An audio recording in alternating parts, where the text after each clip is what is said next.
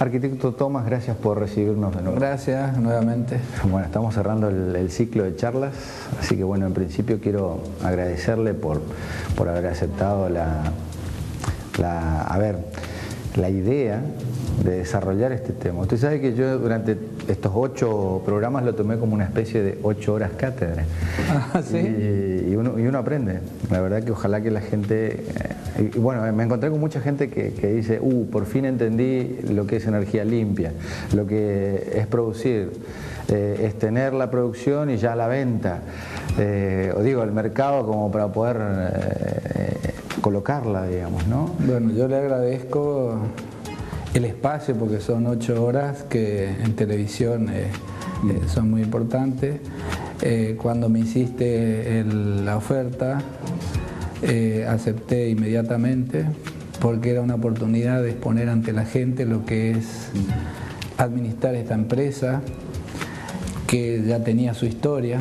Me tuve que hacer cargo y ponerme sobre mis hombros esa historia y a su vez revisar sus cometidos y tratar de honrar esos cometidos de la empresa, a su vez de los lineamientos políticos que tenía tanto del gobierno nacional como del gobernador Rovira en su momento y después de Mauri Clos, que le continuó respecto de lo que debería ser Yacyretá territorialmente en la región, ¿no?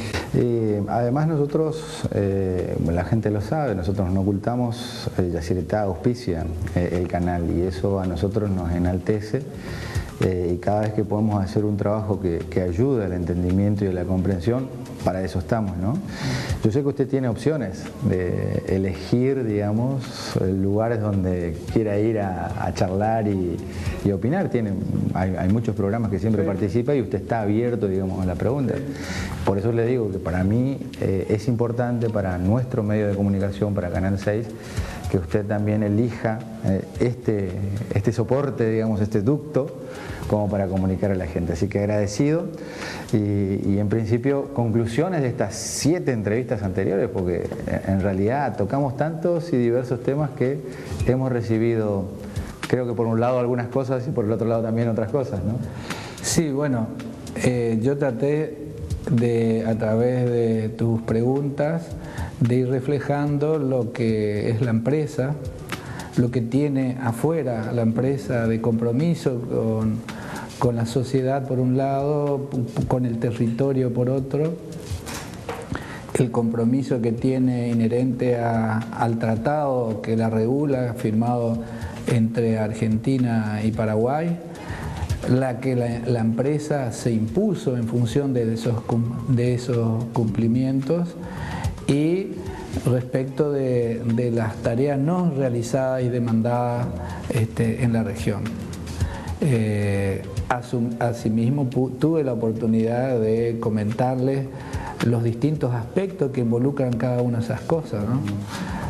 La parte social, la parte jurídica, la parte administrativa, la parte medioambiental, la parte, diríamos, de los recursos propios de la empresa, los recursos humanos, sus problemáticas inherentes a cada una de las cuestiones, y sobremanera la cuestión política que involucra a Yacyretá.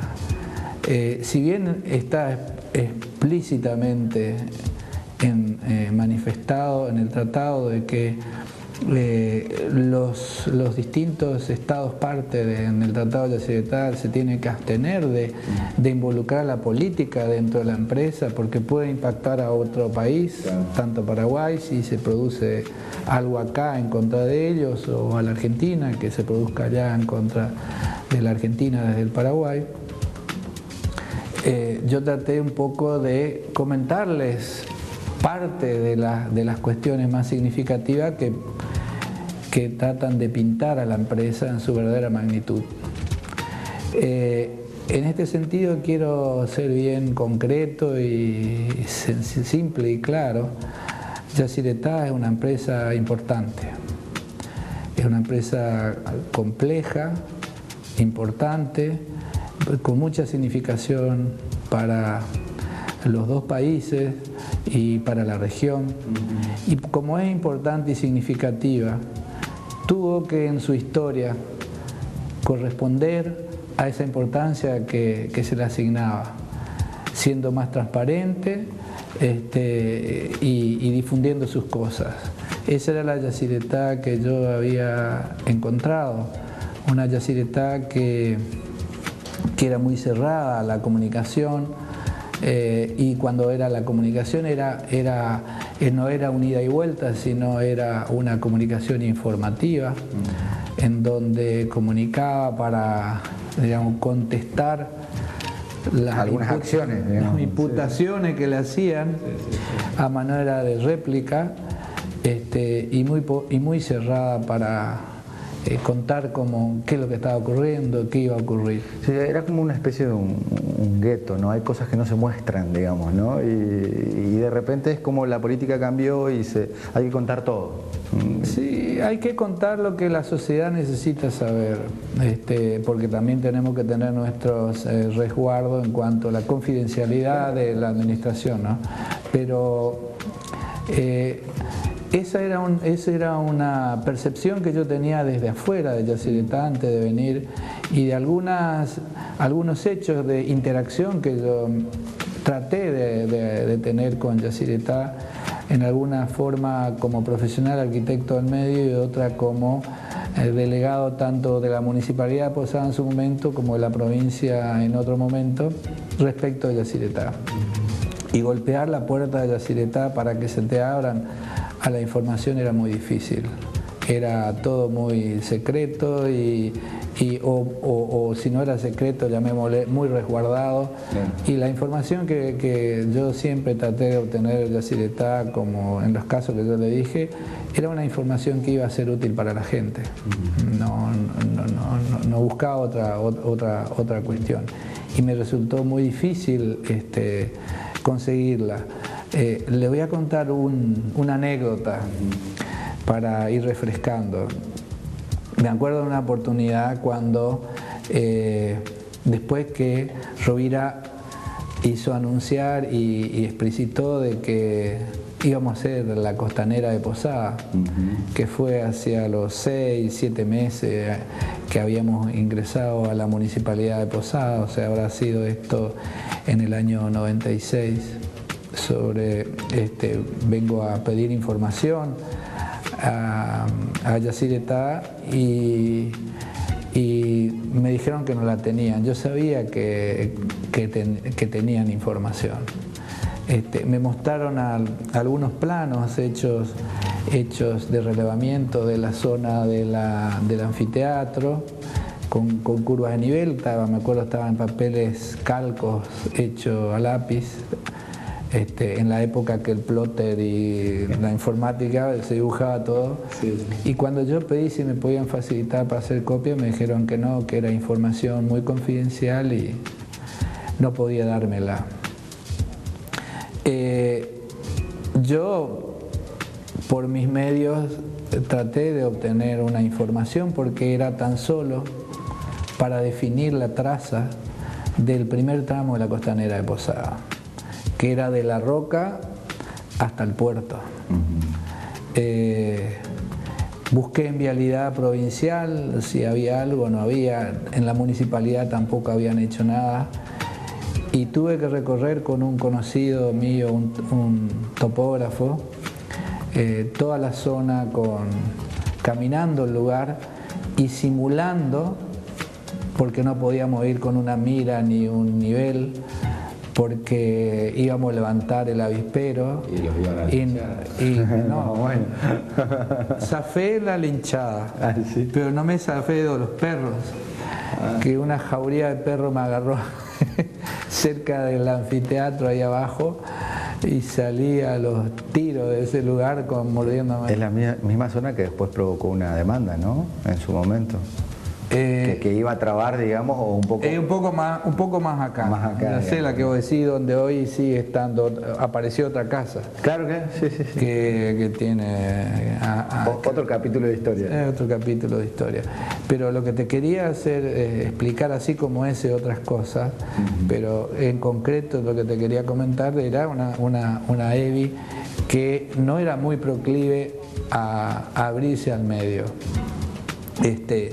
Por eso yo cuando vine a Yacyretá, lo primero que hice fui un poco a hacer soplar los vientos en Yacyretá y abrir las ventanas, y así como decía el Concilio Vaticano II, que entraran los vientos y que se ventile, y comencé a difundir cosas. O sea, fui abriendo información verificable, objetiva, sin emitir opiniones sobre la información, para que los distintos medios de prensa puedan constatarlo. Y yo creo que eso fue muy bueno, porque a lo largo de 10 años teníamos una sociedad muy bien informada de lo que íbamos a hacer.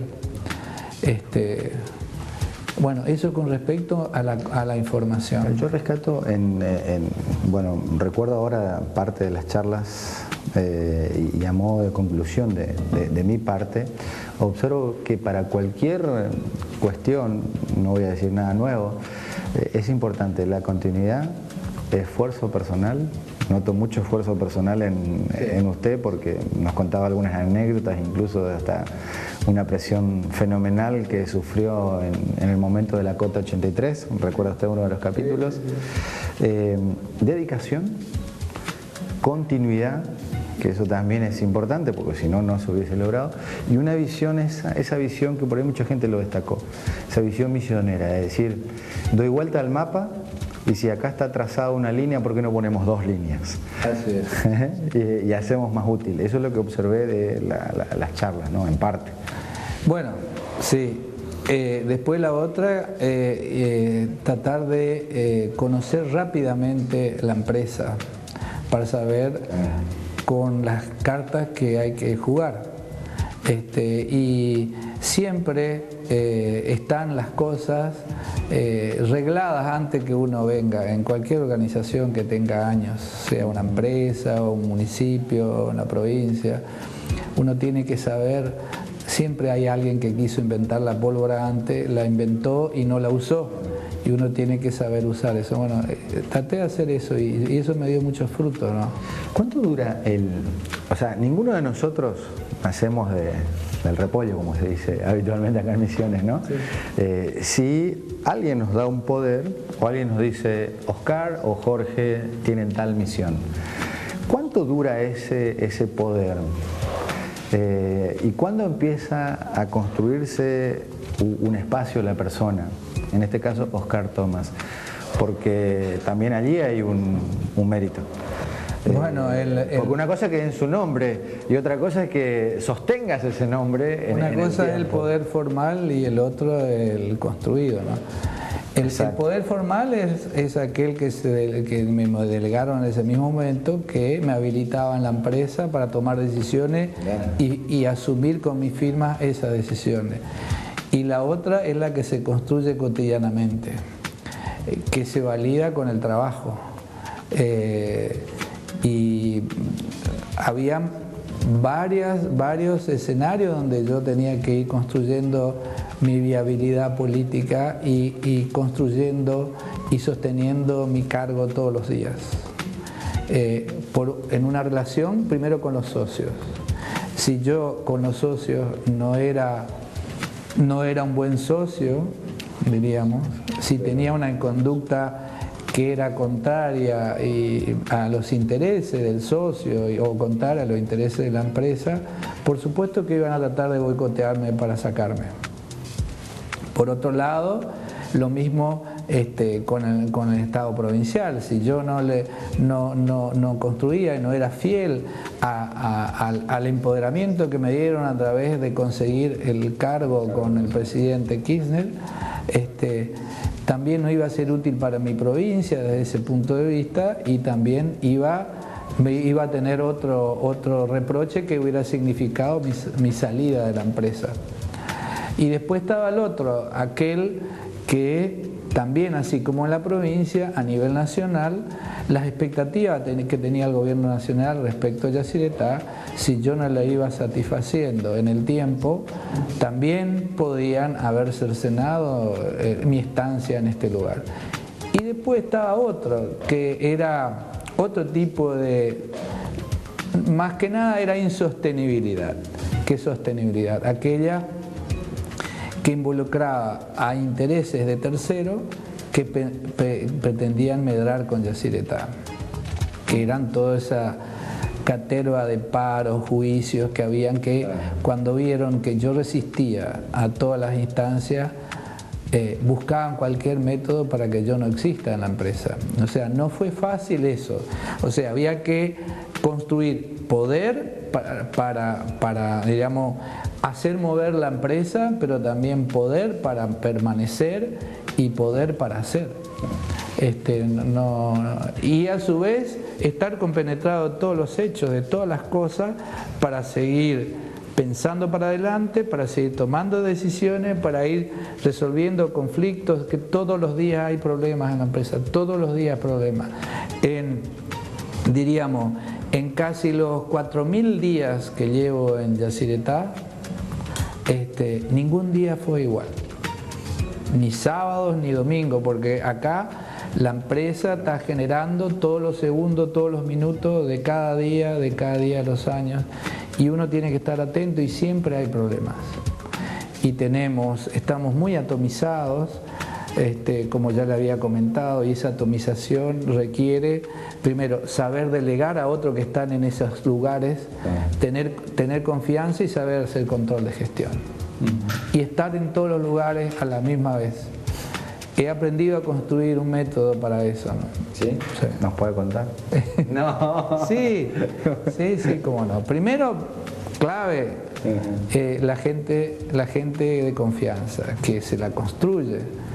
Generalmente a veces no son muchas, pero en cada lugar 1 o 2 referentes de extrema confianza. Después, estar en todos los lugares, sin ser predecible, caerla en todos los lugares. Y después la comunicación verbal constante. Yo a todos les di Blackberries, y estaba con ellos contactado por datos y por voz, por mensaje. Y después la informática. A todos los trabajadores de la EBI le di la oportunidad de tener una notebook o una PC, sobre todo una notebook. Para tener base de datos instantes. Sí, pero eso tenía una corresponsabilidad del que recibía. Yo las 24 horas al día, los 360 días y 5 días del año, tenían que estar en contacto conmigo. Y le hice un kit de información a todos, que estaban todas las resoluciones, las normativas de la empresa, y después cosas específicas de cada uno de los sectores ellos tenían incorporado a su... Una especie de dossier. Dossier integral. Nunca nadie me podía negar nada, porque yo primero tenía todo. Yo recibo toda información que entra hasta la más mínima en la empresa, se digitaliza y yo lo tengo inmediatamente en mi computadora, sea donde esté, por la forma que sea. Y también a quien yo le instruyo algo, ninguno puede desconocer una información que hace a su sector o otros sectores que también la alimentan. Eso ha hecho crecer mucho a la gente también. Coparticipaban conmigo en la toma de decisiones y le daban mucha participación. Se han integrado. Esa es la clave. O sea, no es solo una empresa de organización piramidal en cuanto a los poderes, sino que en mi empresa hay una organización horizontal, que esa fue mi impronta, ¿no? Digamos un líder presente en cada una de las acciones, porque... Yo te voy a contar otra anécdota. Un secretario mío del comité ejecutivo, que cuando yo permaneció 1 o 2 meses hasta que le incorporé a mi actual secretario, al licenciado Marcelo Cáceres, a los 10 días que había ingresado, yo pedí que, había comentado creo que esto en uno de los programas, que yo le había pedido a la gente informática una notebook que adentro quería la EBI, adentro la... Sí. Bueno. Así como hice con eso, yo me metí en todas las cosas. Y este secretario mío un día me dice, mire, arquitecto, dice, discúlpeme, yo quiero hacer una observación, me dice. Usted es como el presidente de una empresa en su cargo, pero usted está actuando como un gerente general, porque se mete en todas las cosas. Y yo le dije, ¿sabe qué? Yo he testeado todos los problemas que había importantes en la empresa, descubrí que acá faltaba gerenciamiento. Sobraba presidente y sobraban asesores de presidente. Lo que faltaba, el conocimiento de una persona de todas las cosas para que esta gerencia. Y lo que hice durante estos últimos 10 años acá es incorporar el concepto del gerenciamiento en serio, desde la cabeza. Y de ahí en más después fui exigiendo a las unidades sectoriales que ejerzan esa misma estrategia de gestión. Y hoy día no hay más ese problema. Enseguida nosotros armamos las cosas, controlamos los tiempos, sabemos dónde están las cosas. Los papeles no son impedimento para nosotros. Yo creo en cada lugar es ámbito de reflexión y de sugerencia para la decisión. En definitiva, yo después soy el que tomo la decisión, pero yo lo hago responsablemente y escuchando a todos quienes integran el staff de la empresa. Y cuando tomo una decisión, todos la acatan porque sabe que detrás de esa toma de decisión hay mucha reflexión y no hay cosas antojadizas. Digamos, para ganarle a todo ese run, esas operaciones, esos llamados telefónicos, el que me quejo, porque hay que entender también que la EBI tiene bastantes estratos así políticos en la historia. No sé si... Capas geológicas. Sí, las famosas capas geológicas, ¿no? Entonces me imagino que cada capa geológica opera en función de sus intereses, ¿no? Sí, pero... Entonces, para ganarle a eso es horas de dedicación, esfuerzo y resultado. Me gané a toda esa gente con trabajo. No sacándolas, digamos. No le molesté a nadie, yo no vine a la empresa para sacar gente, ni nada, puse para modificar el rumbo y acelerar los tiempos y resolver las cosas. Yo no vine para otra cosa. Vendrá otro que ya encuentre todo eso resuelto y va a venir a hacer la reingeniería de recursos humanos, la reingeniería de la empresa, lo que fuera. Pero todavía seguimos con cosas que debemos resolver. Para nosotros el plan de terminación de Yacyretá está todas las cosas, las cartas sobre las mesas, casi un 90 y pico % del promedio de las obras ejecutadas, pero todas con contrato en marcha para terminarse. Nos falta el otro capítulo de otra suerte de plan de terminación que estamos enfocándolo y negociando con el Paraguay, que es la central hidroeléctrica, que es la repotenciación y el crecimiento de la central hidroeléctrica para transformar a la empresa Yacyretá en una empresa más grande. Y ahí viene la historia de la rehabilitación de las turbinas, la modernización de los sistemas de seguridad y control de la generación de la central hidroeléctrica. De ahí viene la incorporación de 3 turbinas más a la central principal como factor de repotenciarla, y a su vez otro más que agrega más potencia a la central es aprovechar la energía que se disipa sin generar, porque sí o sí tenemos que sacar 1000 metros cúbicos por segundo por Añacuá, incorporando 5 turbinas en el vertedero de Añacuá. Ese es el capítulo que quedó abierto, que estamos en marcha y que va a transformar a una Yacyretá más sólida desde el punto de vista de la generación, con mayor previsibilidad y recursos energéticos y recursos económicos. En esa preparación va a entrar calzada Corpus. Y ahí sí vamos a tener un emprendimiento de la magnitud de la impronta que hoy es, por ejemplo, Itaipú. Ese es, digamos, los lineamientos de los objetivos estratégicos de la empresa, que yo creo que lo vamos a lograr encauzar en estos 2 años que quedan hasta el 2015. Y el capítulo que siempre tan remanido, que una vez ya le expliqué en una de las entrevistas sobre la deuda, que más que nada no es la historia de la deuda, no, es el ordenamiento financiero y económico de la empresa que nos permita tener ese capítulo, así como ordenamos la casa en cuanto a las obras complementarias, que era el plan de terminación de Yacyretá, y como esto que le comenté de repotenciar la central hidroeléctrica, el ordenamiento financiero, o sea, honrar sus compromisos frente al gobierno argentino, de quien fue el prestamista principal de toda la obra primera, la fase de la obra, que era la central hidroeléctrica de las turbinas en su origen, ¿no? Hay una cosa que también como conclusión, no en números ni en datos, porque eso hay que remitirse a los archivos y empezar a comparar, debe ser una de las pocas.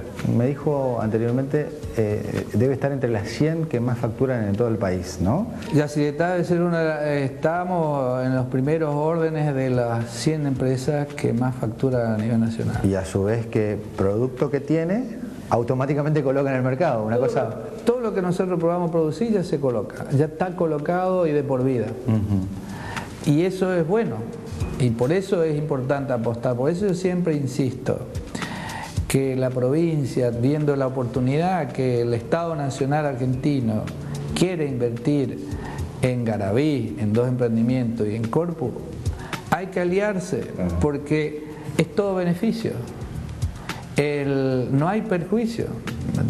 Ya oportunamente vamos a describir con seriedad, porque lo estamos estudiando con mucha seriedad de cara a la sociedad misionera, para que evalúe que el costo-beneficio es de un factor ampliamente satisfactorio para los misioneros. Y vamos a tener un producto que nos va a servir para desarrollarnos, pero también para colocarlo en un ducto que se vende solo. Y nosotros vamos a tener colocado de por vida ese beneficio. Cosa que hoy día, por ejemplo, mi hermano en renta tiene que pelearla para que ese flujo se siga manteniendo, siga creciendo, ¿no? Acá con la energía... El otro día hablaba con Klaus y decía que los efectos correctivos solamente significaron 27 millones de pesos por mes para... de dinero que hay que sacar a un lado para poner en el otro, solamente para salarios y algunos beneficios, digamos. Por eso le digo, uno tiene que un poco abstraerse de un montón de significados o sobresignificaciones de Yacyretá y verle como una empresa que tiene unas instalaciones, que produce energía, produce crecimiento para el país, produce desarrollo y que trajo beneficio y puede seguir trayendo beneficio acá al territorio. Por siempre, diríamos, Yacyretá va a dar regalías acá. Nunca va a dejar de actuar en las cuestiones medioambientales, en ninguna de las 2 márgenes en relación al emprendimiento. Con convenios por sí o por tercero con los municipios para mantener la calidad del agua, la zona, los bordes de los embalses. Ahora, yo digo, qué contradictorio y qué contraste sería el término, ¿no? El otro día lo escuchaba a Klaus, incluso habló algo en la entrevista que le hacíamos en 6 páginas,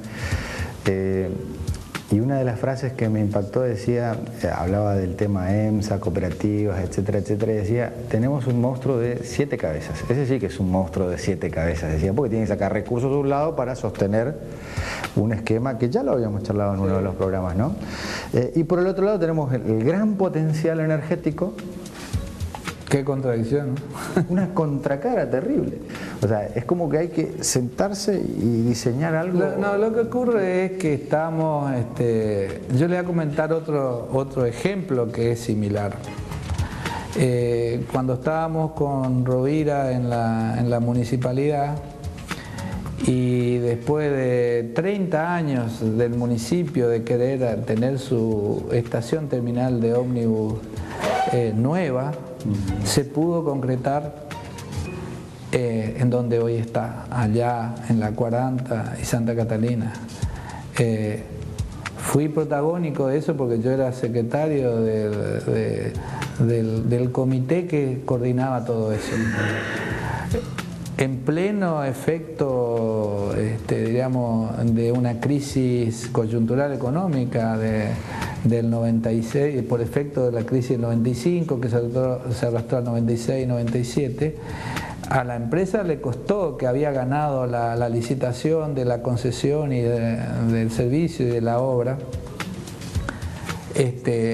avanzar como estaba planificado en el cronograma de obras. Y sin embargo nosotros le apreté personalmente, era mi rol, le apurábamos y pudimos sacar.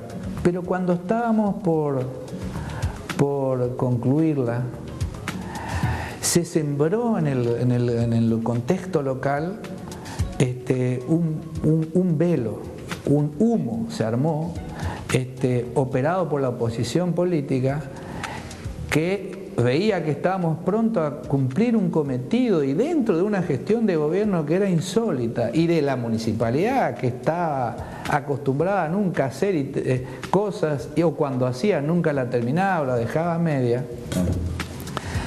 Y nosotros caímos en esa lectura. Y yo le había dicho a Carlos, le dije: Carlitos, mirá, nos costó horrores, ahí le tenemos la terminal y nosotros mismos estamos inertes, que no queremos habilitarla. Y ahí él mismo ordenó habilitar y armamos la estrategia de habilitación de eso.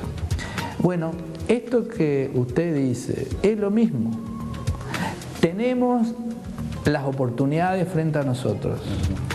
Nos tiran bomba por todos lados y entonces, por temor a enfrentar, porque no estamos sólidos en la convicción que tenemos que tener para hacerla, descartamos. Pero esta oportunidad se presentó una vez. Rara vez en la vida se presentan dos. Así que o lo tomamos o lo dejamos. Después no hay que llorar. La Argentina tiene otras opciones para generar energía. Están las nucleares y están las hidroeléctricas. Y el país es muy vasto. Tenemos aprovechado solamente no más del 40% del potencial hidroenergético de la Argentina. Y es muy vasta las posibilidades que se presentan en Argentina con la energía nuclear. En esto, ¿lo tomamos o lo dejamos? No es porque sí nomás, pero a su vez con un amplio beneficio para la provincia. Claro. Se puede imaginar una readecuación de todo este problema eterno que tenemos, con lo usual, lo chiquito, lo cotidiano, que es encender la luz en nuestras casas, complementándolo con esto. De alguna manera se puede soñar. Hoy yo tuve una reunión importante, una reunión dentro de las que siempre hago acá, y era con el grupo que está operando el tema Garaví en la región. Y con un referente nacional que está evaluando obras que estaría efectuando la nación previo o independientemente que se haga o no se haga Garaví, que tenga que ver con cuestiones energéticas en la región de la zona de influencia de Garaví. Es patética la radiografía, y me quedo corto con las cosas que a veces digo, de cómo está energéticamente esa región. No pueden poner ni siquiera un freezer en un kiosco, porque no saben si al otro día va a funcionar cuando cae la tensión a 170 y le sube a 350. Redes, potencia, redes media y baja tensión, transformadores, redes troncales, no tienen nada. Estamos analizando 16 municipios. Las cooperativas de ese lugar no saben ni por dónde tiene, si uno los guardahilos sí saben, pero no tienen ni registrado dónde da la traza de cada uno, ni cuál es la capacidad de transmisión de esa línea, y dónde están los transformadores. No existe. Tenemos que salir a relevar toda la zona. Eso es, o sea, cuando alguien viene y se señorea y comienza a discutir y plantear cosas energéticas y ni siquiera sabe de qué está hablando, ni siquiera conoce cuántos consumidores hay, ni dónde están, eso es poco serio, pero le están encima están hablando pavadas, estupideces, y que le están haciendo perder la oportunidad a la provincia de ser copropietaria en el negocio hidroenergético a nivel nacional. Un gran jugador en tema energético. Ese es el tema. Hay políticos irresponsables que pregonan esto o lo otro porque tienen resuelta su vida y a lo mejor 10 vidas más, 10 reencarnaciones más de plata. Pero esa pobre gente no tiene resuelto un mes de existencia. Esa es la historia. Y el silencio también es a veces cómplice, ¿no? Sí, digo, un silencio... No, hay silencio de miedoso que hay gente que no quiere asumir. Que no, pero ¿para qué voy a tener un gasto político? Y otro que fíjese el caso de Pastori, el candidato a diputado. Claro. Se prende en el no a la represa cuando su partido fue el que llevó la bandera de la hidroeléctrica. Ahí está Uruguay. ¿Cuál es el discurso del radicalismo acá? ¿Cómo se van a comportar frente a la sociedad en cumplir los compromisos que hacen en una campaña electoral si son viraponcho cada 2 por 3? ¿Cuánto, en términos de presupuesto, hizo la comparación alguna vez con alguna provincia, lo que maneja Yacyretá? Sí, es muy importante. Misiones. Bueno, Misiones tiene un presupuesto anual del orden de, ahora aprobaron unos 16.000 millones de pesos, ¿no? Que serían 2.500 millones de dólares. Lo que pasa es que una cosa es el gasto y otro de los ingresos, ¿no? El asunto es cuánto uno fabrica propiamente. Misiones fabrica 400 millones de dólares por año. El resto es vía indirecta. El Estado Nacional recauda y después le coparticipa. Ojalá pudiéramos nosotros hacer la coparticipación inversa. Que nosotros recaudáramos todo, le aseguro que hubiéramos recaudado más que el gobierno nacional y después le coparticipamos a nivel nacional. Pero van a tener que pasar muchos años de crecimiento político, institucional en Argentina para que se produzca una cosa así. Ese esquema parecido lo tiene el Brasil. Es más complejo el Brasil, más grande, pero lo tiene. Y ahora, es más justa la distribución, digamos, por eso lo que pasa es que los nuestros también vienen en correlación directa a nuestra propia historia, si nosotros somos a veces unos irresponsables. ¿Nota eso en esta época? En otra, cada vez, ¿a qué me quiero referir? Que se transfieren recursos para determinados fines y después no van a esos fines. Entonces, cuando uno tiene más ejercicio en democracia de las instituciones, de los organismos de contralor, etcétera, etcétera, uno puede ir pidiendo ser más, porque es más responsable y demuestra que es responsable, que comiencen a cambiarse las historias.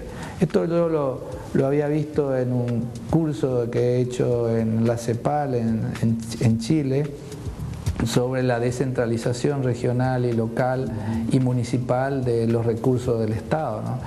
Es dando más responsabilidades a la base y hacer el proceso inverso. Fíjese hoy, los municipios no pueden encarar obras porque no tienen la capacidad de recaudar ni de fijar impuestos. Claro. Algunos inventan una suerte de impuesto, como hizo acá la municipalidad, que lo único que hizo, crear una suerte de impuesto incrementando el derecho de construcción sobre los edificios en altura. Usted sabe cuál es mi posición, y lo único que hizo fue aletargar las aprobaciones de los edificios en altura. Y a su vez, lo único que propende a que se expanda más la ciudad en horizontal y que a su vez, por esa visión chiquita que tiene de las cosas, se le va a requerir más calle, más esto, más pavimento, más red de agua, más red de alumbrado público, más todo, porque se expandió más la ciudad cuando lo que tenemos que hacer es contenerla. Bueno, pero no es ese el tema, pero se engancha todo. Claro, las tomas de decisiones que por ahí afectan a futuro. Yo creo que a veces hay tomas de decisiones muy irresponsables. Algunos ven que en 4 años va a ser la gran oportunidad de su vida de ocupar un cargo político y hacen unos desaguisados, total se van después. Yo le puedo decir que nunca hay que hacer eso. ¿Por qué? Porque por ahí te toca la desgracia de quedarte 10 o 12 años como yo y vas a ser vos, vas a recibir todas las malas decisiones o las decisiones poco pensadas que tomaste anteriormente. Es cierto. Claro, lo que pasa es que muy pocos tienen la visión de superar sus propias expectativas. Tendríamos que cambiar nuestra visión de expectativa individual, digamos, ¿no? Bueno, volviendo un poco a Yacyretá, porque también esto no es comentario de café, sino que estas son cosas que uno tiene adentro y cuando tiene que administrar una empresa como esta o cualquier otra empresa, tiene que tener todas estas preexistencias o estas experiencias que hacen en cada momento a tomar decisiones. Por ejemplo, cuando estábamos haciendo la obra del Aguapeí, el canal del Aguapeí y el cierre del arroyo Aguapeí en el Paraguay, que fue una obra emblemática, la primera fuerte que lanzamos en el plan de terminación de Yacyretá. Eso era para evitar que se inunde 30.000 hectáreas arroceras en el Paraguay. Nos encontramos con un inconveniente y teníamos que evaluar. Teníamos que subir el embalse, no solamente para generar más energía, sino que si no subíamos en determinado tiempo el embalse, zonas que ya habíamos relocalizado la gente, se iba a invadir de nuevo. Sobre todo en el Paraguay, que eran muy rápidos. Nosotros detectamos éxodos o inmigración interna desde las zonas periféricas que llegaban hasta San Pedro del Paraguay, que venían familias enteras en camiones y de noche se posicionaban en un lugar y en 6 horas montaban una casilla y después no le sacaba ni magolla de ahí. Entonces nosotros teníamos que tomar decisiones de subir el embalse. Pero para subir el embalse teníamos que hacer unas readaptaciones al proyecto en el Aguapeí que significaban crecer más en inversiones. Y siempre evaluando y conociendo todas esas cosas, nosotros decíamos, bueno, nos va a salir un poco más, esa subida de cota no va a dar tanta energía, esa energía nos da una facturación de tanto, y a lo mejor anticipábamos un año antes esa energía, pero el mayor costo en esa oportunidad iba a ser cubierto con una energía que íbamos a generarle para siempre. Claro. Entonces, la relación costo-beneficio nos daba la oportunidad de que era conveniente hacer esa inversión mayor anticipadamente para impedir que se invada zonas ya de gente despejada, porque después no sabíamos si podíamos sacar. Y lo que yo siempre dije y lo que tenía que cuidar en la empresa era que ni siquiera mojar el pie de nadie en ningún lugar, porque sí, eso iba a ser imperdonable y cuestionable en la justicia, irrecurrible en la justicia. Yo varias veces dije que ni siquiera las patas de una vaca se iban a mojar con nuestro embalse. Así fue, salvo la zona baja. Que tuvo su eterno problema. Y bueno, no, la naturaleza nos ayudó, yo le comenté la otra vez sobre eso, ¿no? Y políticamente, ¿en qué momento estamos? ¿Qué es lo que podemos observar al margen de los ruidos que hay a nivel nacional? Que por ahí muchas veces yo digo, estamos más pendientes de Insurralde y de Massa que de nuestros diputados.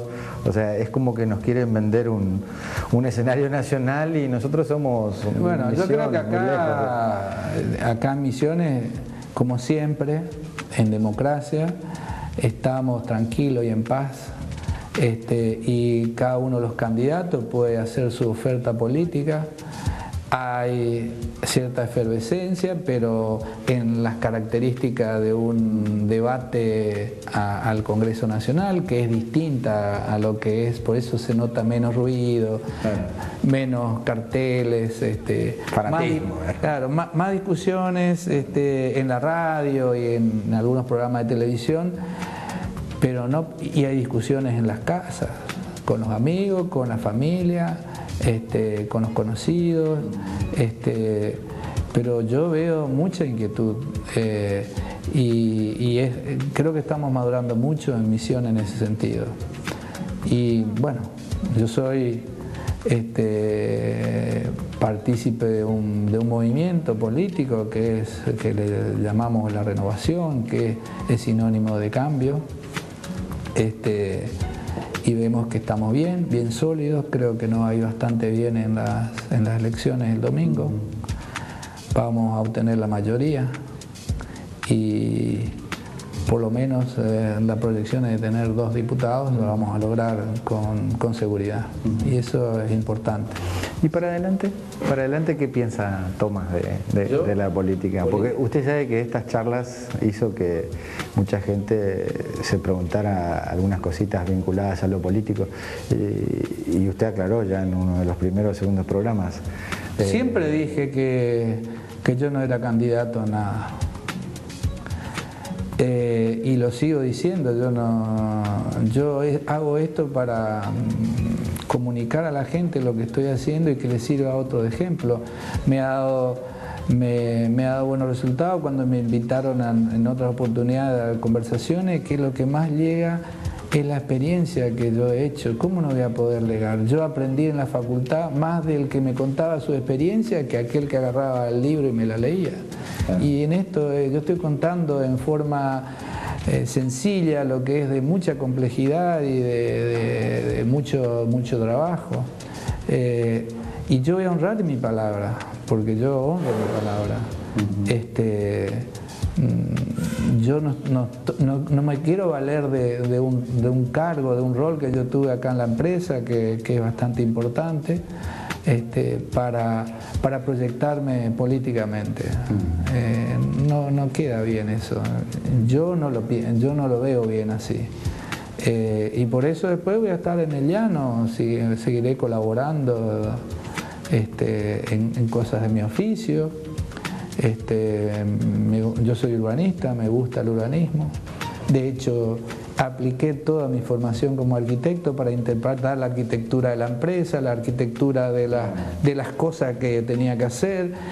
Mi gran capacidad de organizar me llevó a ordenar todos los problemas y tratar de resolverlos. O sea, todo lo que aprendí en arquitectura lo puse acá. Bueno, arquitecto, gracias por recibirnos, gracias por estos 8 ciclos de programas que van a quedar ahí guardados en la memoria de mucha gente, y que ojalá haya servido un poco para comprender cómo funciona una gran empresa como esta, ¿no?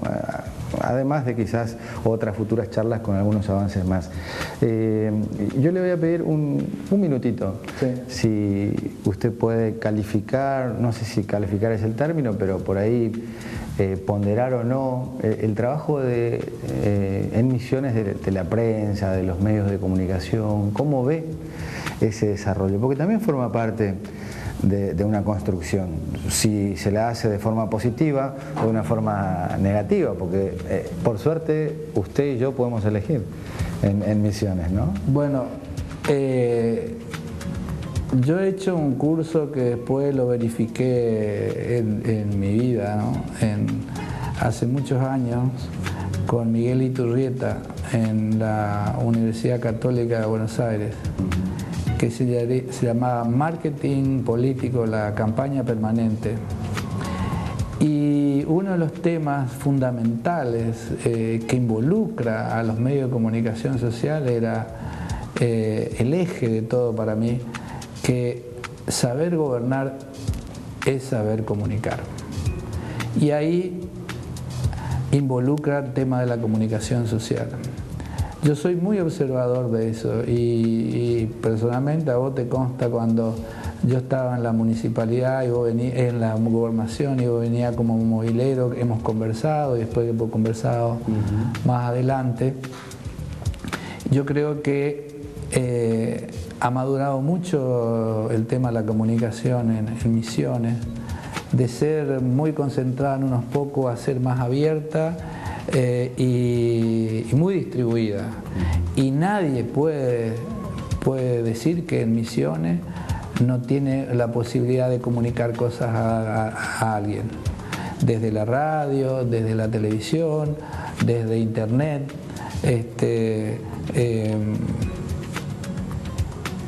lo que sea. Después tienen que hacerse responsables de lo que dicen. Claro. Y yo veo que acá la gente tiene opciones para prender una radio, televisión o en la computadora y ponerse en contacto con un comunicador. Con distintas versiones, digamos. Sí, sí, y puede tener las opciones y opiniones. Yo personalmente acá desde la empresa fui siempre abierto a todos. Es más, con algunos medios tengo pautas y yo solamente le dije que no querían que hablen bien de mí ni bien de la empresa. Yo lo único que le ponía era la información objetiva sobre la mesa de lo que estaba haciendo Yacyretá, y si ese medio constataba que se correspondía con la realidad, ahí tenía los datos para que él construya información. Claro. Pero no armar pasquines informativos e imponerle para que comunique. Claro. No, eso para nada, eso te consta a vos, a muchos le consta. Nunca quise hacer un culto, que se haga un culto de Yacyretá, y mucho menos de mi persona en los medios de comunicación. Muchas gracias y espero que haya pasado bien el último domingo con su mamá. Sí, pasé. Gracias, Gracias por todo.